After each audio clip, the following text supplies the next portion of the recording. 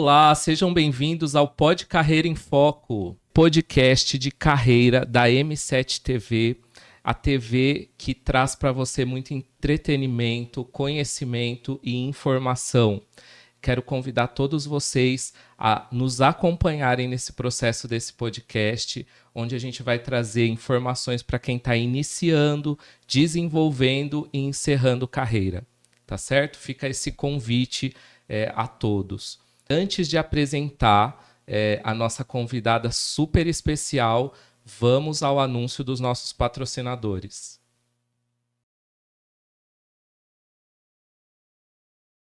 Conheça a Tenda Medieval, as novidades do mundo geek, com produtos exclusivos e alta qualidade. Espadas, canecas, bebidas temáticas e muito mais. Acesse o nosso aplicativo e confira os descontos exclusivos da Tenda Medieval.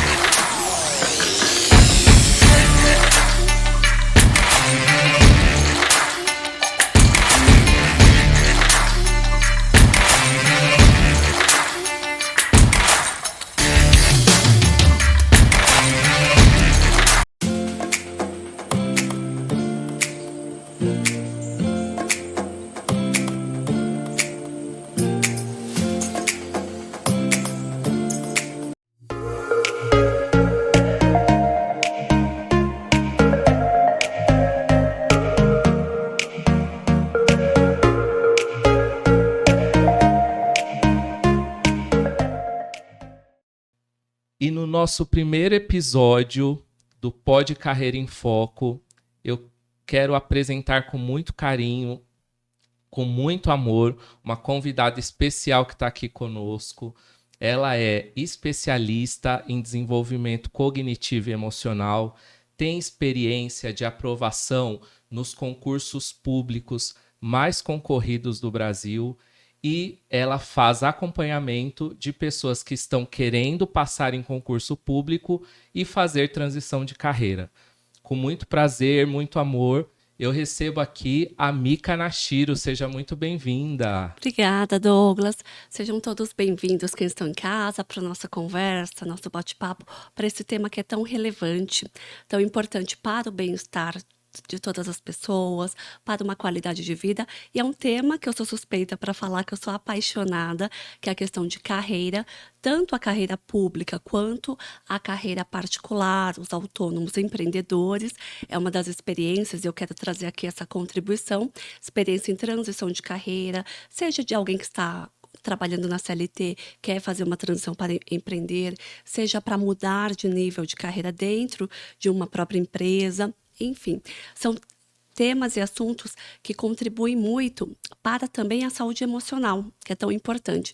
Então, eu gosto muito de trazer a importância desse desenvolvimento cognitivo juntamente com o emocional, que é um aspecto que eu sinto muita falta quando eu busquei mesmo também fazer as minhas transições de carreira, e a gente trabalhava muito planejamento, disciplina, metas para se cumprir, e muitas vezes o que atrasa muito, e que eu percebi tanto na minha vida quanto das pessoas que eu acompanho, é a falta desse preparo da inteligência emocional.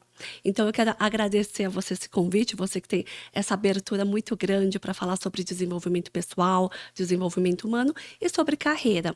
E eu peço licença para apresentar um pouco da minha experiência, que talvez faça sentido com quem está ouvindo lá de casa. De repente é uma pessoa que é um concurseiro, de repente é uma pessoa que está iniciando a carreira dela, um jovem, ou uma pessoa que já passou por tantas experiências em empresas e hoje se coloca na dúvida.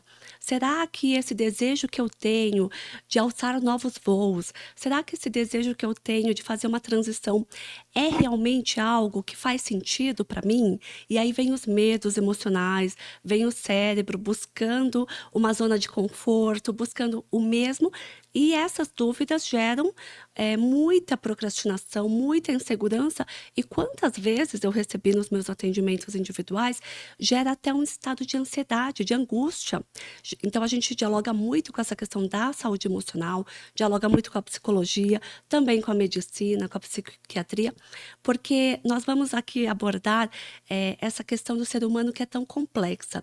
E eu fiquei realmente muito grata com esse convite do Douglas, que tem essa abertura para dialogar em várias áreas, em vários aspectos da vida, seja o aspecto emocional, o aspecto físico, o aspecto do bem-estar e o aspecto também da saúde financeira, do propósito e da carreira. Então é um grande prazer. Eu sou Mika Nashiro, como o Douglas apresentou, vou compartilhar um pouco das minhas formações. Minha formação na graduação em filosofia, essa área apaixonante, interdisciplinar, que dialoga várias áreas do conhecimento. Tenho uma pós-graduação em psicopedagogia clínica, onde eu foquei e aprofundei em neurociência, neuroaprendizagem, e foi bem interessante.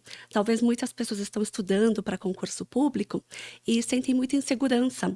É um caminho novo, a concorrência é muito grande. Hoje a média assim, dos aprovados é 1% dos inscritos, então um concurso grande de tribunal, por exemplo, trazendo aqui um pouco dessa introdução, uma média de 100 mil inscritos, 1.000 serão aprovados, 1.000 serão nomeados. Então, é realmente um desafio muito grande. E quando eu fiz essa experiência de buscar a preparação para concurso público, foi bem no período que eu fiz essa pós-graduação em psicopedagogia clínica. E eu comecei a trabalhar tudo aquilo que eu aprendia em neurociência, neuroaprendizagem, para a preparação para o concurso público. E o quanto isso conseguiu acelerar muito os meus resultados. Então, por exemplo, trabalhar inseguranças que às vezes a gente tem da infância, da experiência escolar, experiências de crenças limitantes, negativas sobre si, sobre as próprias capacidades. E eu comecei a aplicar tudo isso para mim. Eu tive um resultado que eu considero assim muito rápido e que no começo, nos 3 primeiros meses, eu gostaria de ter isso muito mais direcionado, como eu costumo dizer para as pessoas que eu acompanho. Eu fiquei uns 3 meses patinando um pouquinho para trabalhar a constância até que começou a engatar. E eu gosto de trazer muito isso para compartilhar, também para, de repente, quem está de casa se preparando, estudando, sentir isso, a importância de focar para o lado emocional, um preparo mental, um preparo emocional e trabalhar essas questões para que tudo flua melhor. Então, a experiência que eu trouxe da psicopedagogia clínica, eu fiz aí um casamento. Na época que eu fazia pós, eu comecei a estudar para tribunais jurídicos, uma área totalmente diferente. E deu super certo, porque a gente dialoga muito que a neurociência tem, a neuroaprendizagem, para a gente conseguir focar na disciplina e na especialização para o desenvolvimento cognitivo. Então, esse foi o foco aí da pós. E é interessante, né, Mi, você trazer essa dimensão do emocional, porque, de fato, a neurociência, ela traz essa questão muito enfática de que nós não somos seres racionais somente. Né? Exatamente. Somos seres emocionais. Então, você que está nos ouvindo aí, acompanhando o podcast, essa é uma ênfase, é um destaque que eu queria dar nessa primeira fala da Michele. Somos seres racionais e emocionais, com pesos extremamente iguais. Né? Então, o quanto que essa questão do emocional influencia no nosso desenvolvimento de carreira. Né? E falando sobre esse desenvolvimento de carreira, vamos falar um pouquinho, Mi, sobre o que é carreira. Hoje se usa até um termo, né, atual de anticarreira, né? Porque antigamente tinha-se muito essa visão de que carreira é algo estático, linear, né? A geração dos baby boomers, principalmente, você iniciava numa empresa e você tinha que morrer naquela empresa, né? Então, hoje em dia, mudou muito. Se criam alternativas A, B, C, D, até o alfabeto gigantesco, né? De possibilidades de carreira. Então, você poderia falar um pouquinho para quem está nos assistindo, o que é carreira para você? O que seria propósito dentro de uma carreira? Porque a gente vem de um processo histórico, começando ali na Revolução Industrial e em vários outros momentos históricos, que traz essa questão do trabalho como fadigoso, e de fato era, né? As pessoas ficavam horas no chão da fábrica, né? Então, existem várias questões, várias reflexões, mas o quanto que a gente pode buscar o bem-estar, né, o propósito, o sentido da vida, o significado da vida dentro desse processo de trabalho. Então, você podia compartilhar com a gente um Sim, pouquinho? sim, é muito interessante isso que você trouxe, a questão histórica, e a gente percebe o avanço atual nessa interdisciplinaridade, dialogando por várias áreas, a gente consegue perceber que a gente pode ressignificar essa noção exaustiva de trabalho, essa noção de que trabalho precisa estar ligado a sofrimento, ou de que a carreira é algo linear. E é impressionante como muitas pessoas que chegam nos atendimentos, elas muitas vezes sofrem para fazer a transição de carreira por um medo de decepcionar. Decepcionar familiares, sociedade e a si mesma. Então, muita gente pensa: nossa, mas eu tinha o sonho de me aposentar nessa empresa. Eu tinha o sonho de finalizar tal carreira. Comecei como médica e eu quero mudar, mas parece que é um fracasso mudar. Então, atribui-se muito a ideia de fracasso antigamente, num paradigma mais retrógrado, digamos assim, atribuía-se muito essa noção de fracasso ao mudar de carreira. E hoje a gente percebe que não, que o importante eu gosto muito de ver a carreira como uma via de mão dupla. Ela precisa sim ter o olhar para o servir, e é fundamental e é essencial. Mas ela também precisa ter um olhar para a realização de quem serve. Então, se a pessoa só busca o prazer pessoal no trabalho, a questão do foco, da disciplina, da entrega, do comprometimento com o cliente, com o aluno, vai ficar pendente. Porém, por outro lado, se a pessoa focar apenas na entrega do trabalho, eu tenho que entregar a qualquer custo, eu tenho que bater meta a qualquer custo, muitas vezes o custo é a própria saúde mental, também não vai dar certo. Então, a busca que a gente faz e que a gente percebe, e vários estudos atuais trazem isso, é esse diálogo. Tem que ter o olhar para quem serve, e ele sim vai se realizar, mas não é só. E aí tem gente que vem das polaridades. Não, eu sofri muito, eu trabalhei muito, chão de fábrica, agora eu quero só ser feliz no trabalho. Mas isso também é uma ilusão, porque o trabalho sim traz felicidade, mas traz comprometimento. Então tem essa via de mão dupla. Legal. E é bem interessante você trazer essa questão do servir e do se realizar, né? Porque as pessoas, de fato, muitas vezes se perdem nesse processo, né? De, eu quero servir, eu quero me realizar, me realizar, me realizar, e esquece da entrega, né? Por exemplo, do servir. Eu, por exemplo, que por anos trabalho na área social, né? Existe um comprometimento com as pessoas que nós atendemos nos projetos que estão em situação de vulnerabilidade e risco social. Precisa ter um olhar comprometido com aquilo, eu preciso estar disposto a servir aquelas pessoas, né? E também você nos atendimentos, nas mentorias, que inclusive, pessoal, eu faço mentoria com ela, maravilhoso, super indico. É, Obrigada. então, existe esse servir, né? E eu acho que um ponto que a gente pode trabalhar bastante nessa questão de servir e do bem-estar é trazer a reflexão do propósito, né? A gente tem aí o autor, o Viktor Frankl, que trabalha extensamente essa questão do sentido da vida, do propósito. Ele traz a questão da logoterapia, né? O quanto que é importante você ter um propósito naquilo que você se propõe a fazer, ter sentido. o óculos que você põe, né? É aquilo que eu sempre falo para as pessoas. Pega uma atividade dentro do seu ambiente de trabalho que você não gosta, né? Todo mundo tem isso, por mais que você ame. Cortella já dizia isso, né? Ele fala: eu amo ser professor, mas odeio corrigir prova, né? Então sempre tem atividades que você não vai curtir muito fazer, mas para você exercer aquilo que te dá prazer, você vai precisar fazer com eficiência, né? E eu sempre trago isso. Qual que é o propósito, né? Por exemplo, eu não sou muito fã de fazer prestação de contas. Números não é muito comigo, mas eu sou apaixonado no social. Porém, para eu estar no social, eu preciso fazer prestação de contas na minha atual função. E aí eu penso, qual que é o propósito da prestação de contas? Transparência com dinheiro público. Quanto que eu estou engajado com a transparência? 100%. E aí muda. Parece uma coisa boba, mas quando você sai só da atividade em si e entende o propósito, a tua visão faz você mudar o olhar para aquilo.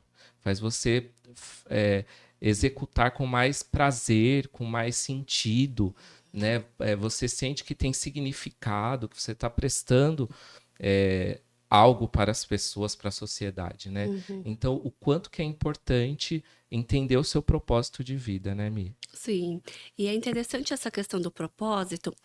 Muitas pessoas têm muitas dúvidas e, principalmente na transição de carreira, elas entram muito em conflito, porque a princípio começaram uma carreira sem saber ao certo o que queriam. Então começa, entra na faculdade porque alguém sugeriu, porque um primo mais velho já fazia, porque ouviu dizer que era bom ou mais fácil.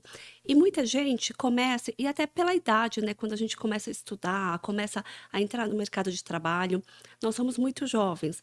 E muitas pessoas começam a seguir uma determinada profissão, uma determinada carreira, mas com o tempo ela vai, muitas vezes, sentindo que ela queria algo diferente. Ou algo naquele sentido, por exemplo, o médico. Ele quer ser médico, mas ele também quer, digamos assim, alcançar mais pessoas. Então, ele começa atendendo na consulta, mas ele gosta de pesquisar, ele gosta de aprofundar, ele gosta de ensinar. E aí fica aquela crise. Mas será que se eu empreender e dar formação para os pares ou para a própria sociedade, trazendo novos conhecimentos, será que eu não vou estar abandonando o consultório, se eu diminuir a jornada no consultório? Muitas vezes fica esse conflito, porque quando começou, do jeito que começou, ou seja, todos os dias no consultório, ou qualquer pessoa que comece qualquer tipo de faculdade, não tinha o autoconhecimento. Então eu falo que o propósito, ele precisa estar muito ligado ao autoconhecimento. Há um tempo atrás, algumas décadas, a gente não ouvia muito falar em uma consulta com psicólogo de forma natural, normal, como a gente divulga hoje, como é. Ou uma mentoria com alguém que já passou por aquela experiência e pode te dar uma consultoria ou uma orientação. A gente não tinha essas ferramentas, mal tinha a internet, né? O YouTube é de poucas décadas para cá. Então eu vejo e acompanho muitas pessoas um pouco mais com uma idade mais avançada, mais maduros, que vêm com esses conflitos, porque começou de uma forma e o autoconhecimento para essas pessoas foi se dando de forma natural. Então o propósito, ele tem muito a ver com o autoconhecimento. E quando as pessoas abrem mão do autoconhecimento, eu tenho que ficar na correria, uma mentoria perda de tempo, eu preciso trabalhar, eu tenho muitos afazeres, foca no fazer e não no se desenvolver, aí é a raiz de muitos sofrimentos que poderiam ser evitados. Seja uma sessão com um psicólogo, seja um direcionamento profissional. Então eu vejo muito a falta dessa divulgação do autoconhecimento antigamente, que agora tem sido mais frequente.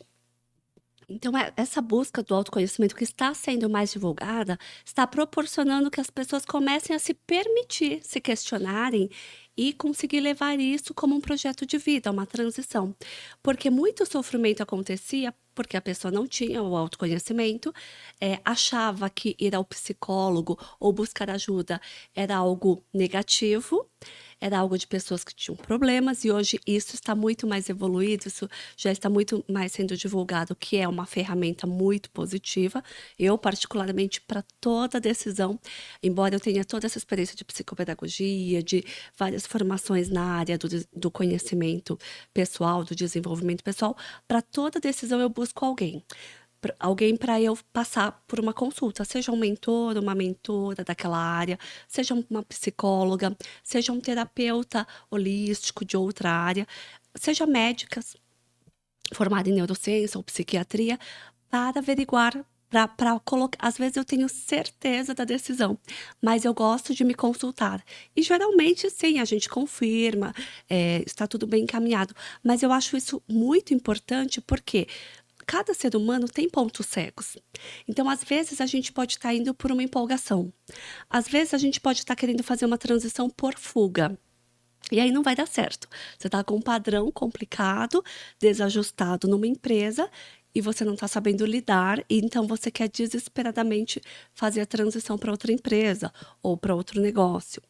E isso, geralmente, se não é feito com cautela, com autoconhecimento, com análise, com uma decisão bem fundamentada para si, e também uma organização em vários aspectos, financeiro, tempo, formação. Então, tem gente que fala, eu quero sair da empresa e eu quero empreender, eu vou abrir a minha loja.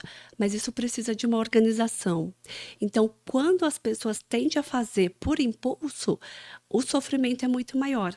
Então, um ponto muito importante que você falou do propósito, das pessoas encontrar sentido, isso traz sim um equilíbrio, isso com certeza vai gerar mais resultados, seja para os clientes dela, seja para os colaboradores. Isso também vai acelerar, vai tornar muito mais eficaz esse processo de quem fizer a transição. Então, tem que ter o propósito, tem que ter o sentido. E a gente encontra esse propósito, esse sentido e esse pé no chão quando a gente tem autoconhecimento. Então, essa busca é muito importante.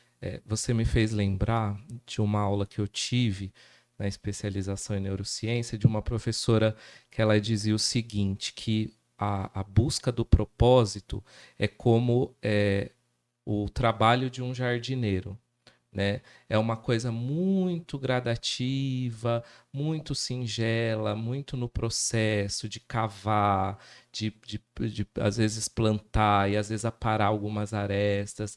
E isso nada mais é essa alusão do que o autoconhecimento, né? Então Exatamente. fica aqui uma dica para todos que estão nos acompanhando e vão nos acompanhar aqui no Pod Carreira em Foco, que carreira, ela precisa estar atrelada ao processo de autoconhecimento, né? Precisa, é necessário para que você tenha um processo satisfatório, um processo que te realize, um processo que faça sentido, né? Um processo que traga saúde, bem-estar, retorno, né? Porque quantas pessoas se perdem no processo de carreira ou não avançam por falta de autoconhecimento, né? Aquilo que você trouxe, né?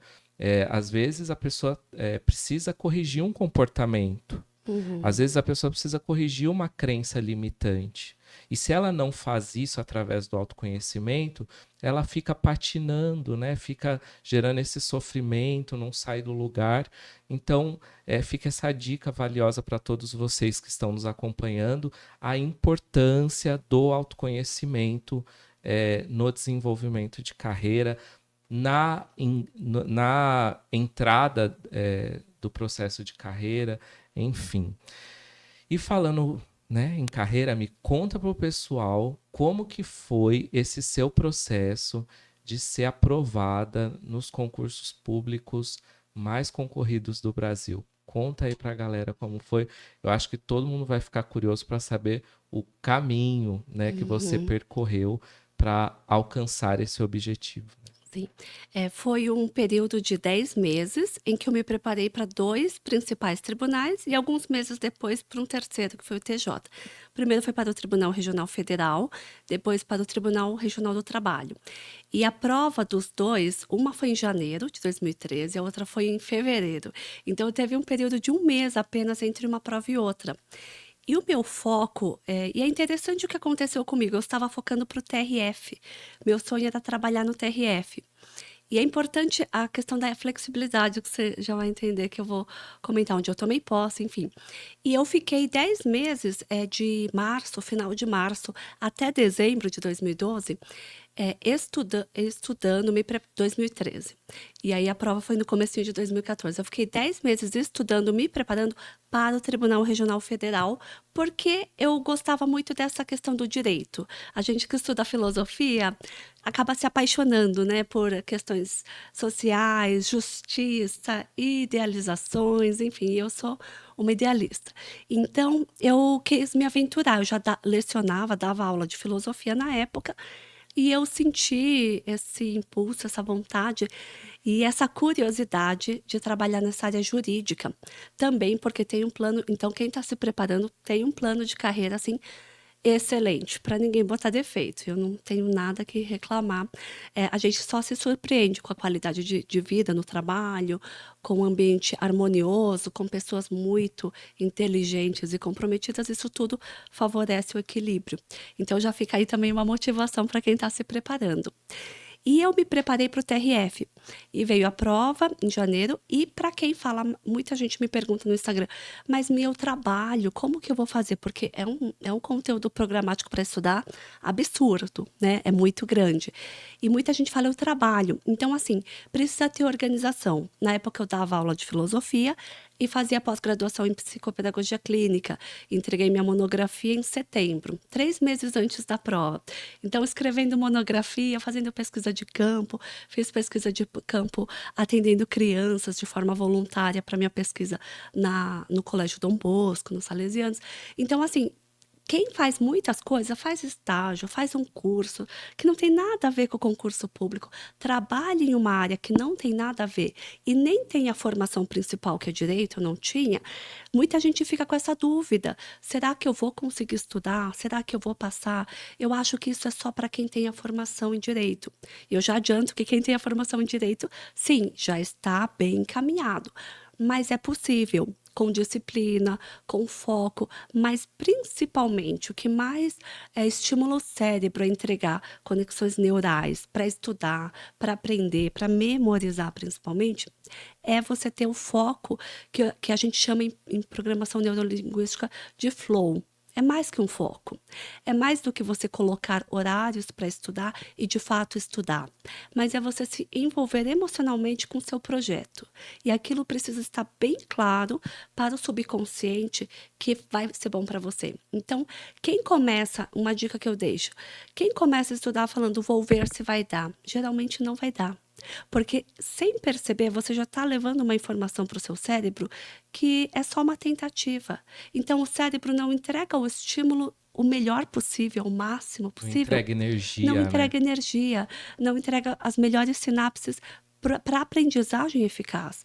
E não entrega estímulo. Então, você vai ficar 3 horas estudando, olha o celular, levanta para pegar o café, e aquelas 3 horas rendeu meia hora, se muito, né?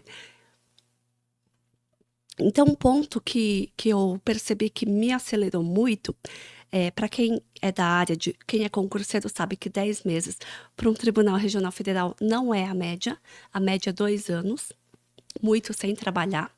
Muita gente trabalhando consegue em 2 anos. Eu conheço muitas pessoas que passaram depois de 6 anos. Conheço muitas pessoas que estão há 8 anos e não passaram.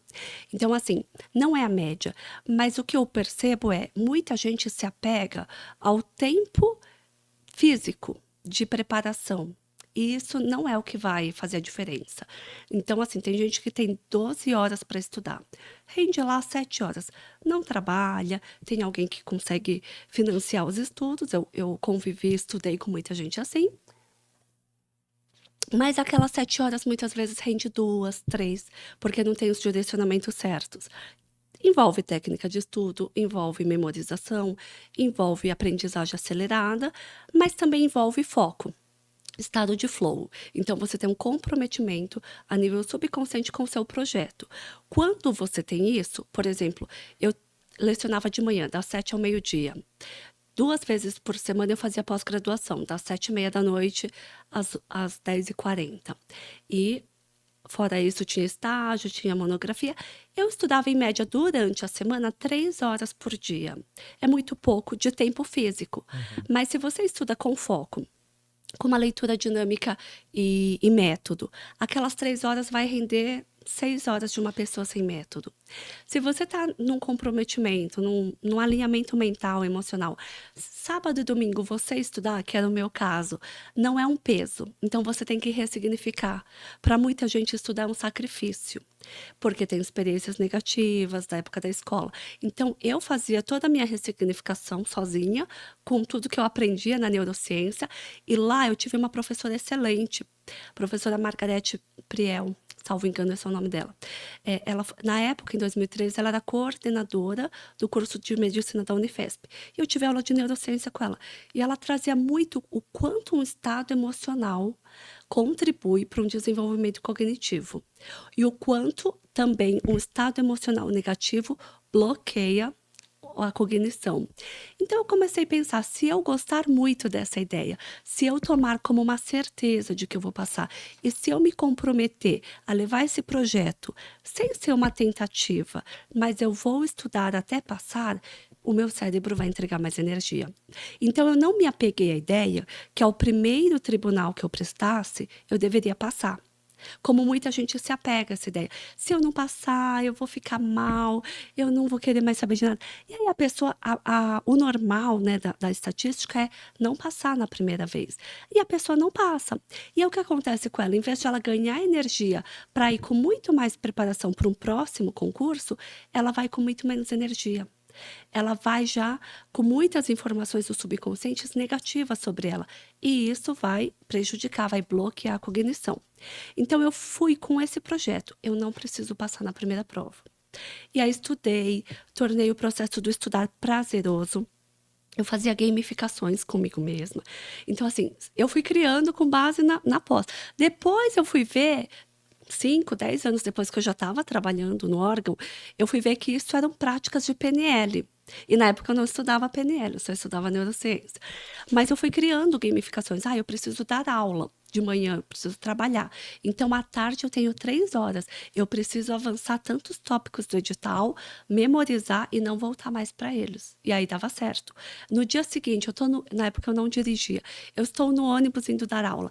Eu ia no ônibus pensando no que eu estudei no dia anterior. 5 anos depois, eu descobri que isso se chama revisão espaçada. Mas intuitivamente eu percebia, se eu não revisar, o conteúdo não vai fixar.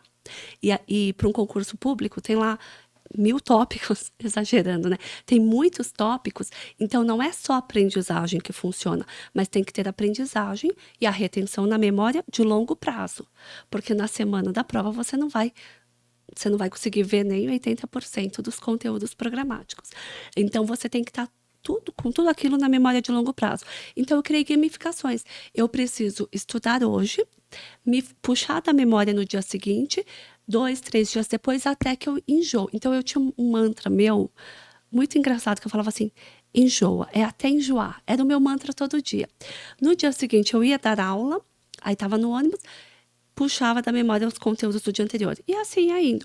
De 2 dias. De 3 dias eu já vi ontem, antes de ontem. E há 3 dias enjoei. Não vejo mais. E eu vou avançando. Quando chegou em janeiro, fiz a prova do TRF. Chega na véspera, todo concurseiro tem essa crise. Eu falei, não estudei o suficiente. Por quê? Só um tópico é uma lei de 50 páginas. E aí um tópico. E aí tem lá, só para direito previdenciário, tem 20 tópicos. E TRF tinha muitas questões, então tinha direito previdenciário, direito tributário, direito penal, processo penal, direito civil, processo civil, administração pública, gestão de pessoas, português, tinha tudo isso um pouco mais. Direito civil. E aí você chega e fala, poxa, essa lei que é um tópico do direito do previdenciário de 8 ou 10 temas, eu não aprofundei. E não tem como. Então me veio a crise uma semana antes, eu lembro. Falei, não deu dessa vez, tá tudo bem. Faz a prova, é uma experiência, e depois tem outras. Só que aí naquela semana, eu fui sentindo que não deu para estudar o suficiente. Todo concurseiro sente isso, então fique em paz você que está sentindo. Mas procura fazer o melhor. Eu falei, tá, eu acho que não deu, mas eu tô conectada. Se não for dessa vez, a minha aprovação é certa. Então, isso no subconsciente, para mim, era muito forte. E aí eu fiz a prova do TRF e deu. Aí meu nome estava lá na lista de aprovados. Um ano depois eu fui Calma aí. convocada. Vamos lá, ó. Só para enfatizar uma coisa. Como que você conseguiu gravar no seu subconsciente essa certeza de que você seria aprovada? Eu acho que é o que o pessoal tá querendo saber aí um pouquinho. Eu fiz uma coisa naquela época, intuitivamente, com base na neurociência. 5 anos depois, 8 anos depois, eu fiz PNL e eu entendi que isso tinha um nome. Eu fazia ensaio mental, intuitivamente. Então, eu falei, eu trabalho, faço pós à noite, se eu ficar desanimada toda hora que eu for estudar, achando que não é para mim, não vai ser. A professora Margarete disse que quando a gente tem as conexões emocionais, quando a gente tem a emoção positiva, as conexões cognitivas desenvolvem muito mais. E eu vou fazer desenvolver. Então, eu fazia ensaio mental. Eu ia no celular, na época eu ia mais no computador, e eu pegava fotos de tudo que eu ia fazer quando eu tomasse posse. Que legal. Mas eu fazia isso todo dia. Olha a dica, gente. Senão eu não ia conseguir estudar 3 horas de direito penal para quem não tem direito, para quem não é formada na área, nunca tinha visto nada sobre o assunto. Então, assim, todo dia. Tem gente que fala, nossa, é perda de tempo. Eu preciso estudar, eu não posso ficar olhando foto do que eu vou fazer quando eu tomar posse. Você olha a foto em 10 segundos. Seu estudo de 3 horas rende 9. Vale muito a pena. Então, eu tinha várias fotos no computador que eu pegava lá no Google Imagens, enfim. Eu digitava assim, quando eu tomar posse, eu vou viajar. Eu vou comprar meu carro. Aí eu via fotos de carros. Eu adoro carro. Quando eu tomar posse, eu vou viajar mais. Eu viajava pouco como professora. Eu viajava 1, 2 vezes por ano. Vou viajar mais. Então, eu via outros lugares, outros estados, enfim. Quando eu tomar posse, eu vou me vestir melhor. Aí, o que eu fiz? Eu ficava pesquisando roupas como se eu já tivesse tomado posse. Então, eu vou pesquisar essas roupas. E tudo isso aconteceu depois que eu tomei posse. Eu viajei muito mais, tenho várias fotos lá no Facebook, inclusive você faz parte. Mudei minhas roupas, enfim. Fiz muitas coisas que eu queria. Viajei com minha família, levei meus pais, enfim. Fui trocando de carro. Então, o que acontece? Só que isso, quando eu comecei a me preparar, eu senti assim que eu precisava ter uma conexão com os ganhos, porque a nossa mente foge da dor.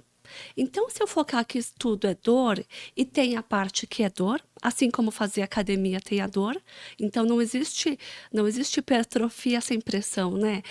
Isso para tudo na vida. Não existe evolução sem dor. Né? Então, mas não aquela dor de romantizar o sofrimento pelo sofrimento, mas o desenvolvimento. Então, um ponto que eu fiz muito foi ensaio mental. Então, fica a dica aí, pessoal. Ensaio mental para se conectar emocionalmente com o alcance do seu objetivo. Exatamente. Isso foi em 2013. Em 2019, em 2018, eu fiz um curso online, em 2019, um presencial de PNL. Em 2018, eu descobri que um grande especialista em PNL, Tony Robbins, ele chamava isso de ensaio mental. Quando eu fiz, eu não falava que era ensaio mental. Eu falava, eu preciso saber o que eu vou fazer quando eu tomar posse, senão eu não vou conseguir estudar. Então, em 2013, 5 anos depois, eu descobri que isso era uma técnica de PNL. Falei, olha, Tony Robbins me copiou. Aí eu pensei, nossa, isso já existiu, eu não sabia. E aí o que aconteceu? Eu gostei, eu sentia que isso me dava um combustível tão grande para as conexões neurais. O que eu fiz? Eu fui no prédio do Tribunal Regional Federal, na Avenida Paulista. Eu falei, eu vou lá visitar. Nunca tinha entrado, não era estudante de direito, não era estagiário.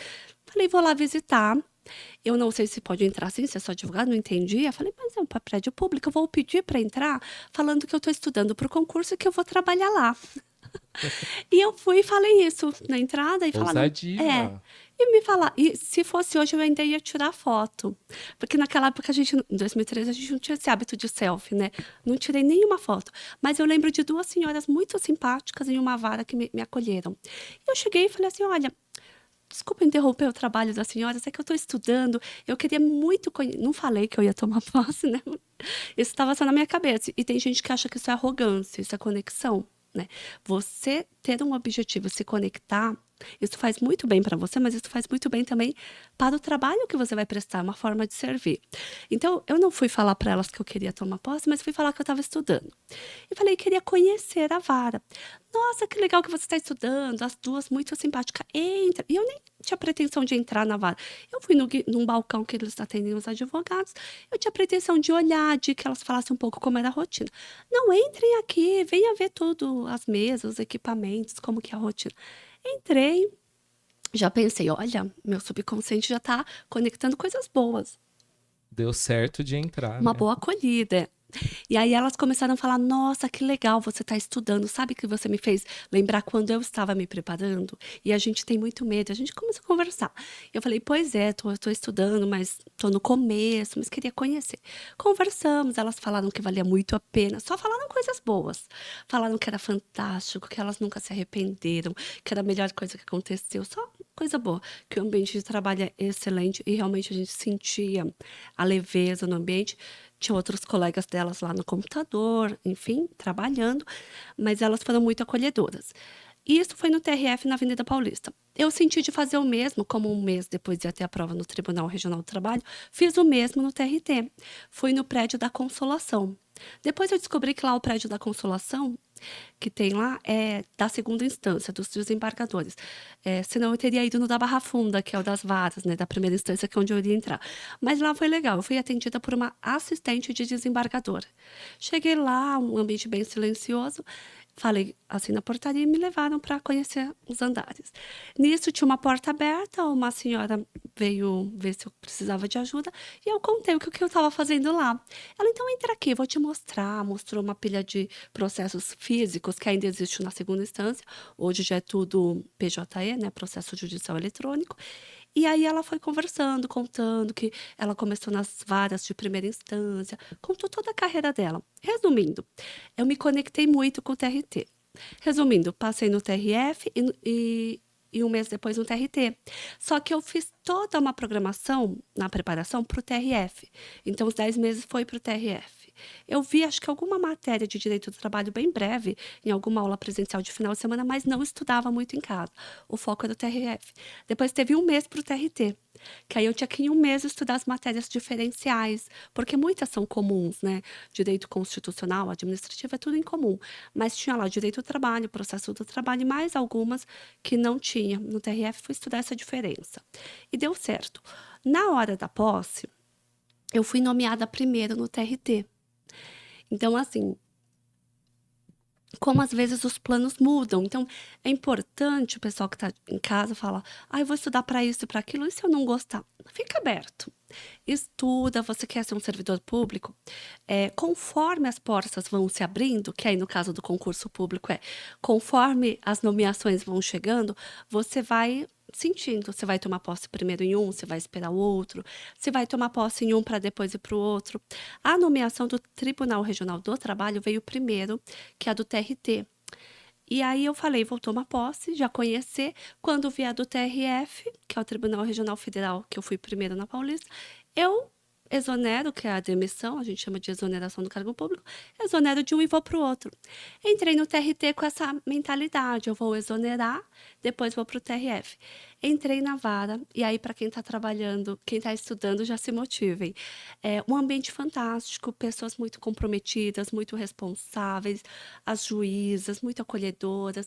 Então é muito bom trabalhar com pessoas comprometidas e quando a gente vê o trabalho andar, não fica aquela bagunça, coisa atrasada, que isso me estressa, né? Então, assim, e um ambiente muito salubre, mentalmente falando. Relação boa entre todos os colegas, a direção muito boa, as juízas excelentes. E o trabalho também, a organização muito boa. Eu gostei tanto de lá que quando o TRF me nomeou, eu não fui. Eu assinei o termo de desistência. Mas, assim, o que é importante para quem está estudando e fica nessa crise? Não se apegue à dúvida. Vai caminhando, né? Deixa o caminho surgindo. Porque eu já acompanhei hoje, as pessoas que eu acompanho já estão mais direcionadas. Mas eu já acompanhei individualmente muita gente que chegava e drenava muito energia querendo uma certeza. Então, essa busca da certeza é ilusória e drena energia. você decidiu, quero carreira policial. Ah, mas tem a Polícia Civil, tem dessa cidade, tem da outra. Vai prestando, tudo é uma experiência. Quero tribunais, tem o TRF, tem o TRT, tem o TRE, que eu já ouvi falar que é excelente também. Vai estudando, as portas vão se abrindo. Mas, principalmente, foca naquilo que vai te dar energia. Muita dúvida não vai te dar energia. Sentimento de que você não tem as condições ideais não vai te dar energia. Por exemplo, eu trabalhava. Eu poderia, como muita gente sente, que quem trabalha não tem as condições ideais. Mas tem muito mais do que quem não trabalha se tiver um alinhamento mental e, de repente, alguém que não trabalha está todo inseguro. Então, a importância dessa clareza, de gerar o foco, gerar o estado de flow, e isso que muita gente acha bobagem, que é o emocional. Você se ver no cargo, visitar os lugares, se possível, ver coisas que você vai fazer quando você tomar posse. Perfeito, Mi. E aí, vamos para essa parte aqui. Você que está assistindo a gente, olha o desfecho desse processo. Você ficou, me parece, 8 anos no 8 anos. TRT. É. E o que fez você sair do TRT? E aqui a gente vai entrar numa temática que vamos trabalhar várias vezes aqui no podcast, que é transição de carreira, né? Conta para o pessoal, o que te fez, o que te motivou a sair desse ambiente tão positivo, tão bem remunerado, né? Tão benéfico para a tua saúde física e Uhum. mental, né? O que te fez fazer essa transição de carreira 8 anos depois, 8 né? anos depois, é. Foi uma outra paixão que eu tinha, que era os atendimentos. Então, eu atendia muitas pessoas que tinham dificuldade, adultos principalmente, dificuldades de desenvolver o estudo, aprendizagem acelerada. Muitas pessoas que queriam fazer transição de carreira e não tinham norte. Então, eu fazia muitos atendimentos individuais, em alguns momentos em grupo, quando eu estava lá como servidora pública. E eu tinha lá minha rotina, 8 horas de trabalho das 8 às 16, chegava em casa, fazia, ou às vezes eu saía para fazer exercício, às vezes ia fazer algum curso, e à noite eu sempre atendia. Então, assim, das 19, muitas vezes até as 21, eu atendia muitas pessoas que trabalhavam de dia e tinha o período à noite, inclusive você, né? Fez sessões à noite, e atendia muitas pessoas à noite, que era uma paixão, que é a mentoria individual, a consultoria, a preparação para concurso público. Aí o que aconteceu? Em 2020, eu tive a minha primeira filha. Em 2021, o segundo. E aí, eu trabalhava no tribunal. E aí, assim, não dava mais para ter uma dupla jornada, né? Trabalhar o dia inteiro no fórum, no tribunal, e à noite, meus atendimentos, que são minha paixão. E aí, por muito tempo, de 2020 até 2024, comecinho, eu fui tentando conciliar o trabalho, a maternidade e eu vivia encaixando, embora eu tinha falado que eu não ia atender porque eu tenho meus filhos, eu vivia encaixando de sábado alguns atendimentos. Até que eu, conversando com meu marido, eu falei: eu sinto que eu preciso dar um passo de focar mais nas mentorias, que é uma das minhas paixões, que é a minha vocação, tem muito a ver com o meu propósito. Embora eu goste muito da área jurídica até hoje, quem sabe se eu falo, quando meus filhos crescerem, eu tiver mais tempo, eu não fecho a possibilidade de eu voltar. Seria um outro concurso público, né? Mas mais para frente. Mas hoje o meu foco é o atendimento. Então, assim, eu comecei a ficar em crise porque eu não tinha mais tempo para atender.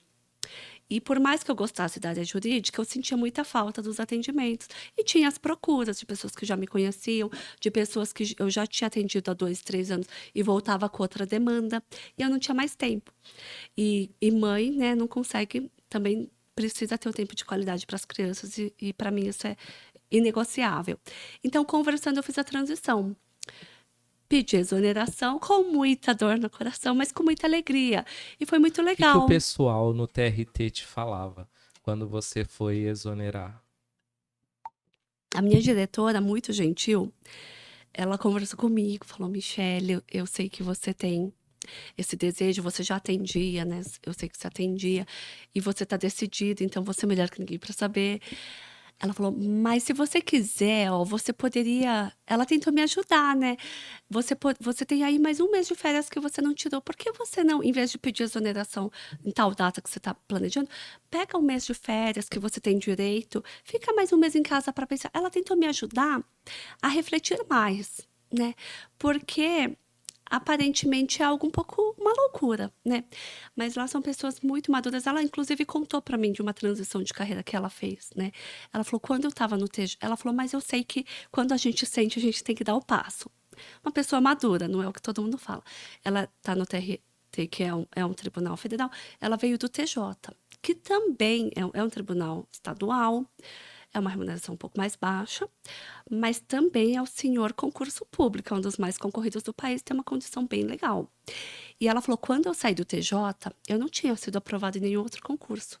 Eu saí porque eu senti". Ela falou: Então eu sei o que você está decidindo, então por experiência própria". E todo mundo falou que é uma loucura, como você já deve ter ouvido de muita gente. Outros colegas, eles falaram que achavam um ato de coragem. Eles não falavam uma loucura, eu senti assim, para não me enfraquecer na minha decisão, respeitando a minha decisão. Sim. Nossa, você é corajosa, nossa, que coragem. Mas assim, em geral, outras pessoas fora, porque lá são colegas muito maduros mesmo, né? Mas em geral, fora do tribunal, muitas pessoas comentaram, mas que loucura, né? Que arriscado. Mas quando você tem um planejamento, não é arriscado. Para mim foi uma decisão não fácil, porque fácil é você deixar um lugar que não está bom, né.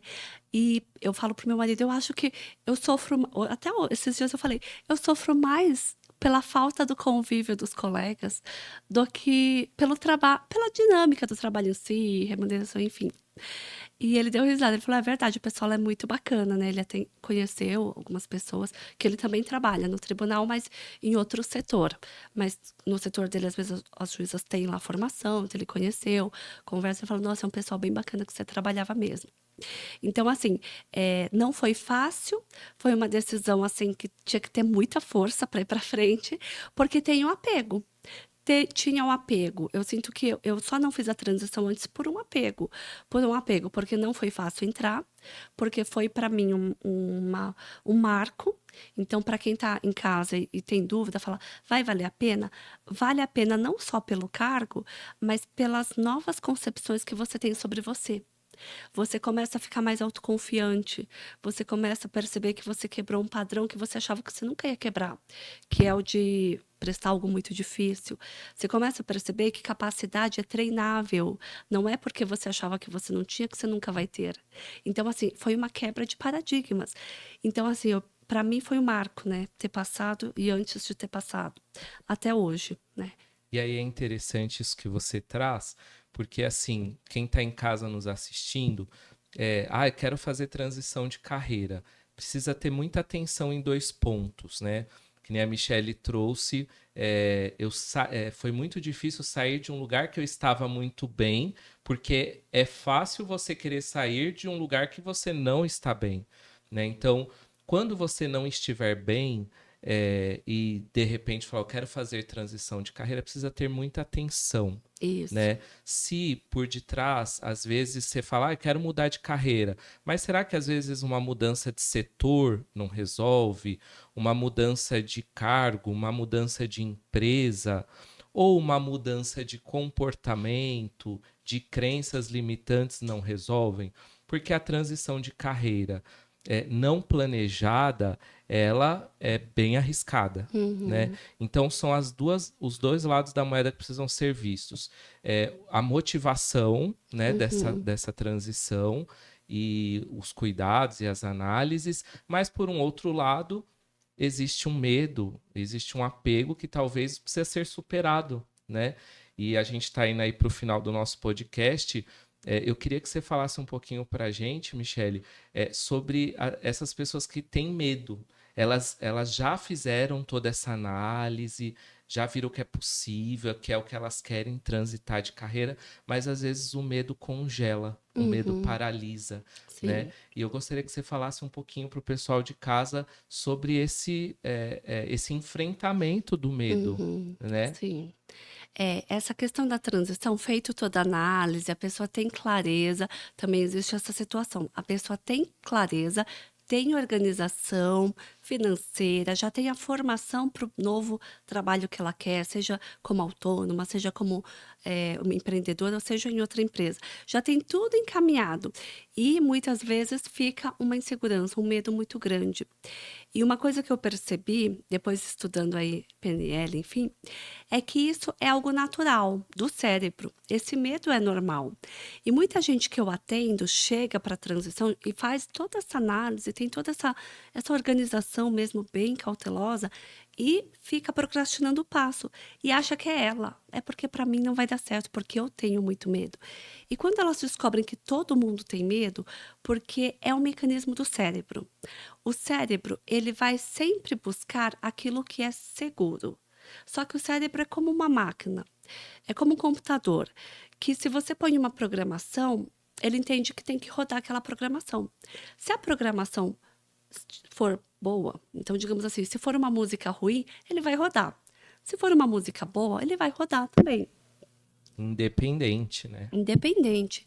E o cérebro é assim, se a gente põe uma música que fez sentido por um tempo, uma programação de um trabalho que fez sentido por um tempo, mas chega o momento da transição que não faz mais sentido, o cérebro não entende isso, ele entende que ele tem a programação e ele busca a segurança. Para ele, seguro sempre vai ser o que foi repetido. Então, esse é um mecanismo digamos assim, é a forma que o cérebro roda. Ele não sabe o que é bom para você, o que não é. Então ele vai falar: "O que que vai ser bom?", o que o Douglas sempre faz. Por isso que quem tem o hábito de não praticar atividade física, quando vai começar a praticar, é muito difícil, porque o cérebro vai buscar, pra entre aspas, para a zona de segurança, para a zona do hábito antigo. E a mudança, a transição de carreira também é isso. Por mais que você já entendeu o que é bom, o seu cérebro não entendeu. Então, essa informação de que esse novo trabalho é bom, o cérebro só vai ter essa informação quando você for.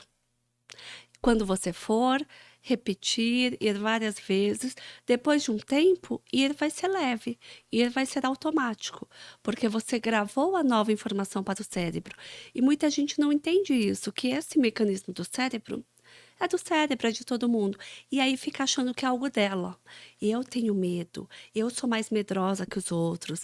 Então, como eu sou medrosa, tudo vai dar errado. Então, quando quebra esses equívocos e quando ela percebe que está tudo alinhado, por isso a importância de um direcionamento, quando ela percebe que está tudo alinhado, que ela está pronta para dar esse passo e que esse medo não vai passar, ela tem que ir com medo mesmo, ela consegue ir. E aí ela dá o passo e faz isso de uma forma muito assertiva.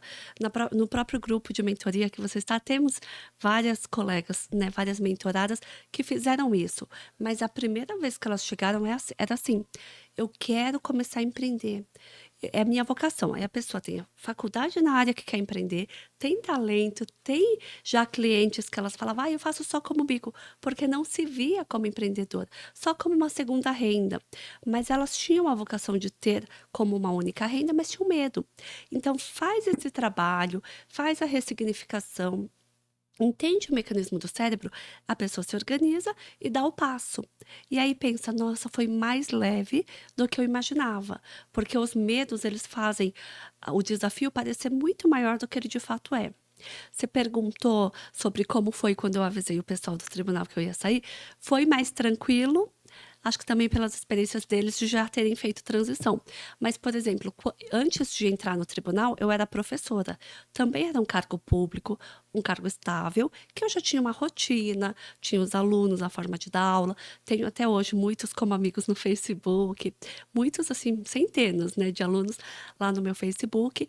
Tinha uma relação muito bacana. E quando eu fui pedir a demissão, a exoneração, para tomar posse no tribunal, que também era algo desconhecido, nunca trabalhei na área, eu ouvi de muitas colegas, por cautela, por preocupação legítima: Mas, Michele, tem certeza?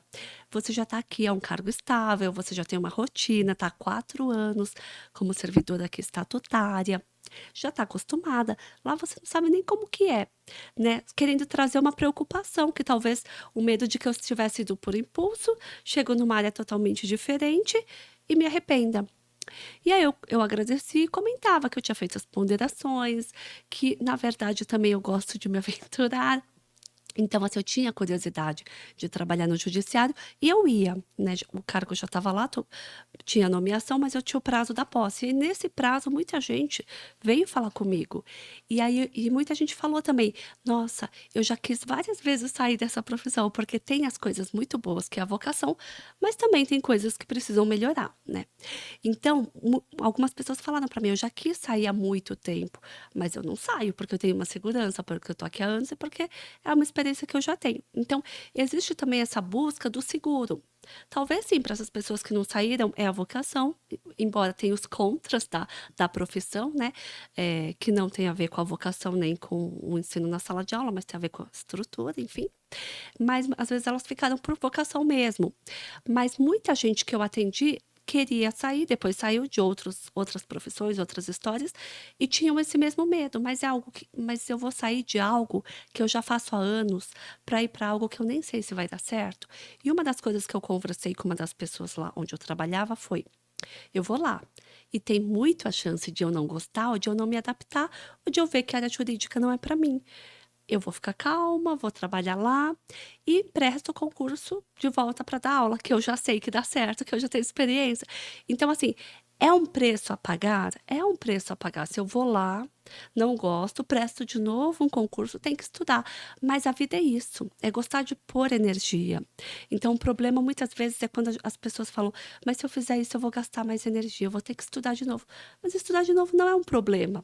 Quando você entra nesse flow de que demandar energia do cérebro e aplicar é algo que, na verdade, só expande. É algo que, na verdade, quando você trabalha mais, você ganha mais energia, né? Quando você fica muito estagnado, tudo é muito mais dificultoso.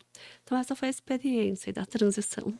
Perfeito. Eu quero te agradecer muito pela sua presença, por tudo que você colocou aqui no podcast, pelo teu conhecimento. E quem está nos assistindo em casa, quiser fazer uma mentoria contigo, um acompanhamento, que está aí nesse processo de transição de carreira ou de concurso público, como que te encontra? Aí tem o meu Instagram, posso falar? Pode. É @mikanashiro, tudo junto, M-I-Kanashiro com SH 9, tudo junto. Lá eu posto, eu tiro dúvidas, abro as caixinhas de pergunta, lá tem link para mentoria, link para tirar dúvidas, pode me mandar direct também com as suas dúvidas, suas demandas, que vai ser um prazer te receber. E eu posso agradecer agora? Claro, por Gostaria favor. de agradecer o convite, agradecer a emissora M7, tão respeitosa e com esses temas que agregam tanto ao pessoal de casa. Quero agradecer e agradecer aqui a participação, por ter compartilhar com vocês essas reflexões. Certo, muito obrigado. A gente vai encerrando por aqui. A gente agradece a sua presença e no próximo episódio pode esperar conteúdo de qualidade aqui no Pod Carreira em Foco, que vai agregar muito valor na sua vida. Um forte abraço.